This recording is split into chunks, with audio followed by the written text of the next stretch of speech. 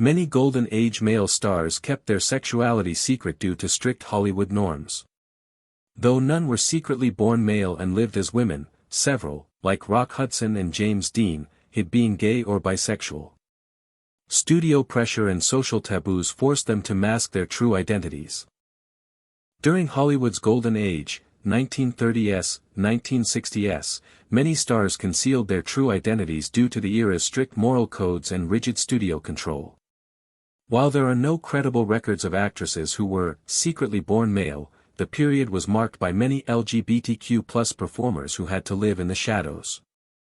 Figures like Christine Jorgensen, who became the first American widely known for undergoing gender confirmation surgery in the early 1950s, did not work in mainstream Hollywood but became a public figure, bringing visibility to transgender issues at a time of deep cultural conservatism.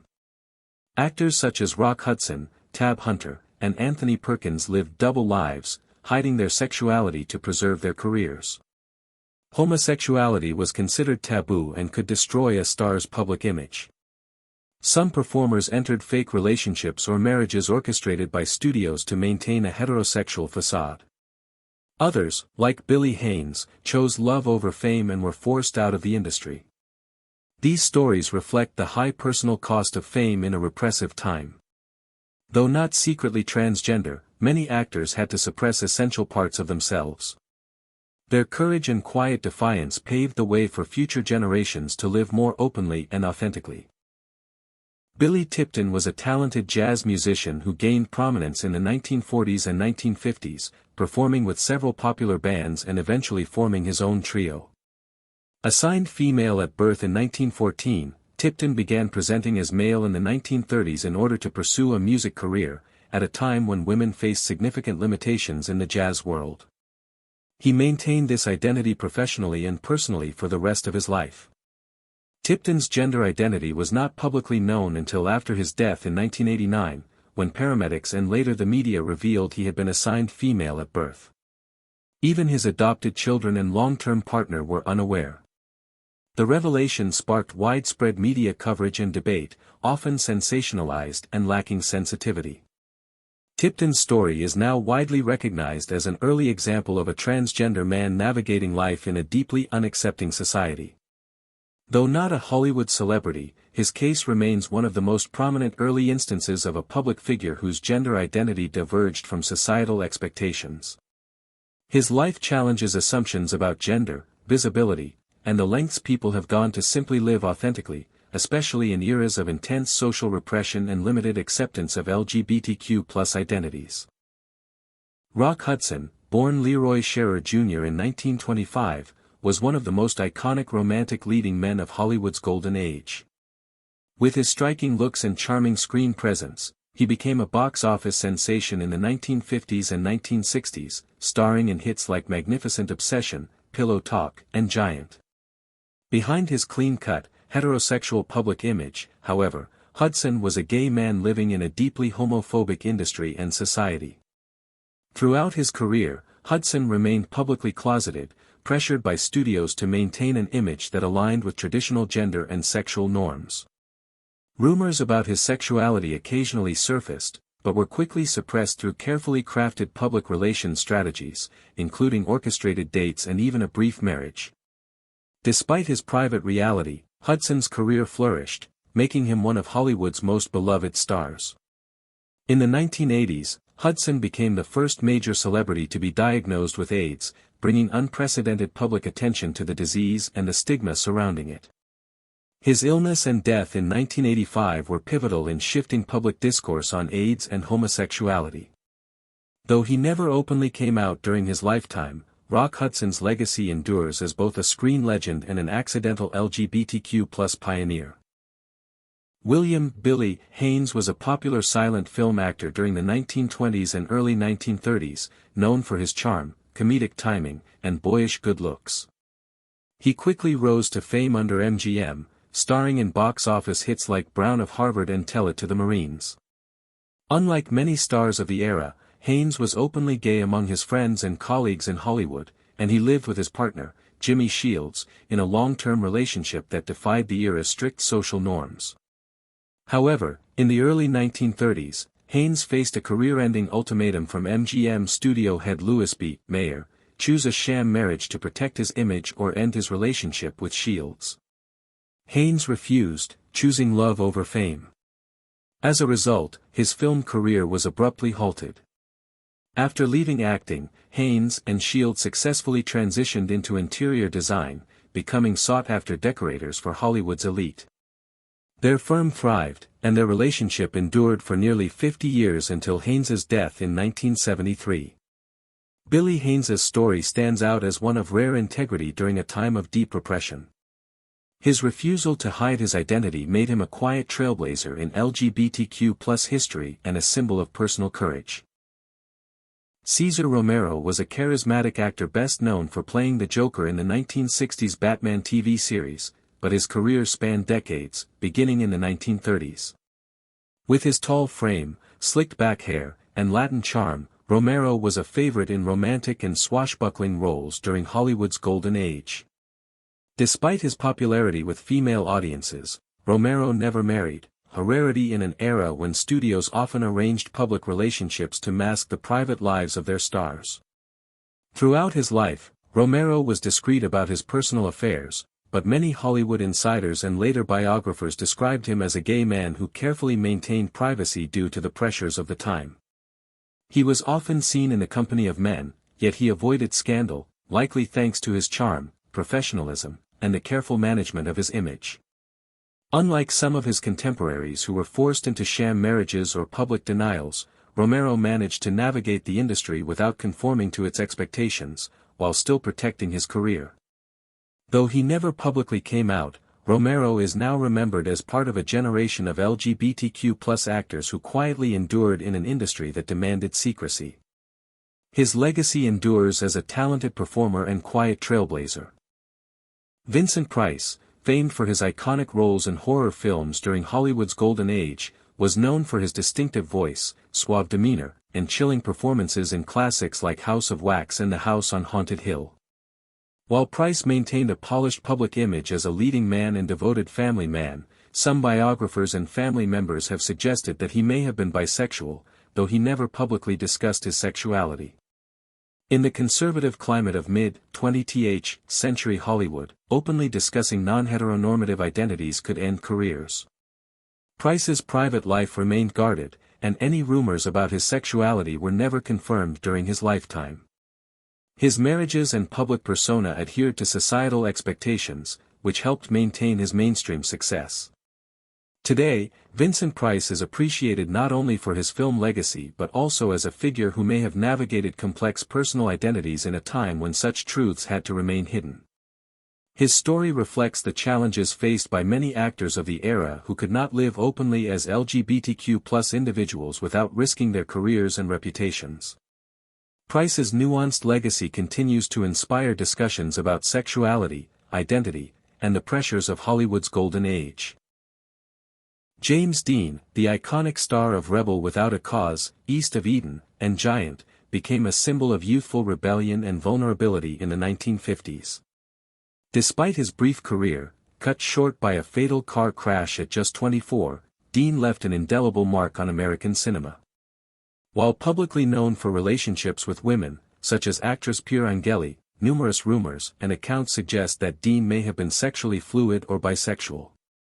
In an era when homosexuality was taboo and could destroy a Hollywood career, Dean never publicly identified as anything other than straight.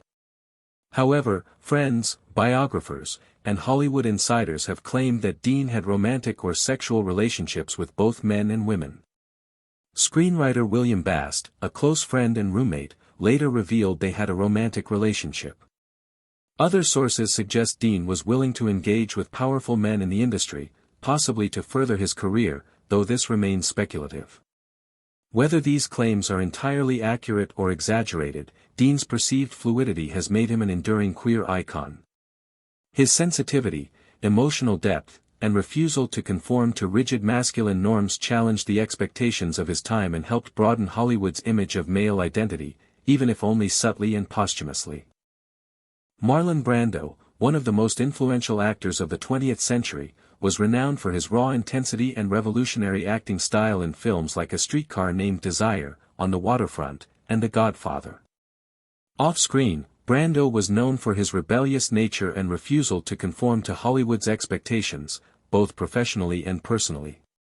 While he had high-profile relationships with women and fathered several children, Brando also openly acknowledged having romantic and sexual relationships with men. In a 1976 interview with France's Oui magazine, Brando stated, "Like a large number of men, too, have had homosexual experiences, and I am not ashamed." This candid admission was rare and bold, especially in an era when most celebrities hid any deviation from heterosexual norms. Biographers and contemporaries, including Quincy Jones, have supported claims about Brando's bisexuality and his relationships with men such as comedian Richard Pryor. Brando's openness, even if limited, challenged Hollywood's rigid definitions of masculinity and sexual identity. While he never became a public LGBTQ+ figure or activist, his complex personal life and refusal to be boxed in have made him a lasting symbol of sexual fluidity. Today, Brando is remembered not only for his immense talent but also for quietly defying convention. Tab Hunter, born Arthur Andrew Kelm in 1931, was a 1950s heartthrob whose clean-cut image and golden boy looks made him a teen idol. He starred in films like Battle Cry, Damn Yankees, and Ride the Wild Surf, and also enjoyed a successful music career, with his single, Young Love, topping the Billboard charts in 1957. On screen and in fan magazines, he was often linked romantically with Hollywood starlets, but behind the scenes, Hunter was a gay man forced to live in the closet. In an era when homosexuality could end a career, Hunter was under constant pressure to maintain a heterosexual image. Warner Brothers arranged fake dates with actresses to protect his reputation, and tabloids frequently threatened to expose him. Despite these challenges, Hunter managed to sustain a successful career while carefully guarding his private life. Later in life, Hunter came out publicly in his 2005 memoir Tab Hunter Confidential, offering a rare and honest look into the personal struggles of a closeted star during Hollywood's most repressive decades. His courage in telling his story helped humanize the often invisible reality faced by LGBTQ+ actors of his generation. Today, Tab Hunter is remembered as both a screen icon and a quiet pioneer of queer visibility. Anthony Perkins, best known for his chilling performance as Norman Bates in Alfred Hitchcock's Psycho, 1960, was a talented and complex actor who struggled with his identity throughout his life. Born in 1932, Perkins quickly rose to fame in the 1950s, earning an Academy Award nomination for Friendly Persuasion and gaining a reputation as a sensitive, boyish leading man. However, behind his Hollywood image was a man burdened by the pressures of being gay in a deeply homophobic era. Perkins had romantic relationships with several men, including actor Tab Hunter and choreographer Grover Dale, but these relationships were kept secret to protect his career. The rigid studio system and the conservative culture of mid-century America made it nearly impossible for actors to be openly gay without facing blacklisting or career ruin. Perkins eventually married photographer Barry Berenson in 1973, reportedly after undergoing therapy aimed at changing his sexual orientation, a common practice at the time. Despite his marriage and family life, many biographers and close friends have confirmed that Perkins struggled privately with his sexuality until his death in 1992 from AIDS-related complications. His story remains a poignant example of the emotional toll Hollywood's closet took on LGBTQ+ individuals seeking both love and artistic expression. Rock Hudson, born Roy Harold Scherer Jr. in 1925, was one of the most iconic film stars of the 1950s and 1960s. Known for his tall stature, classic good looks, and romantic lead roles in films like Pillow Talk, Magnificent Obsession, and Giant, Hudson became the embodiment of Hollywood masculinity. Off-screen, however, he lived a life of secrecy, as a gay man in an era when homosexuality was taboo and career-ending in Hollywood. To protect his image, Hudson's studio, Universal Pictures, carefully orchestrated his public life, managing his relationships, setting up dates with women for the press, and even arranging a short-lived marriage in 1955 to his agent's secretary. Behind the scenes, he maintained a private circle of friends who accepted his true identity, but he was never publicly out during his lifetime. In 1984, Hudson was diagnosed with AIDS, becoming the first major celebrity to go public with the disease. His death in 1985 was a turning point in public awareness of the AIDS crisis and helped humanize the epidemic for millions. Though he never openly acknowledged his sexuality, Hudson's legacy as both a Hollywood legend and a symbol of the silent struggles faced by LGBTQ+ individuals remains deeply significant. Spencer Tracy, one of the most respected actors of Hollywood's golden age, was known for his powerful performances in films like Guess Who's Coming to Dinner, Captain's Courageous, and Judgment at Nuremberg. He won 2 Academy Awards and was celebrated for his naturalistic acting style.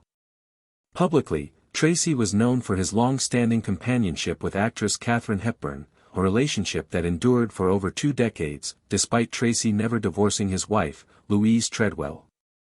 However, some historians and Hollywood insiders have questioned the true nature of Tracy and Hepburn's relationship.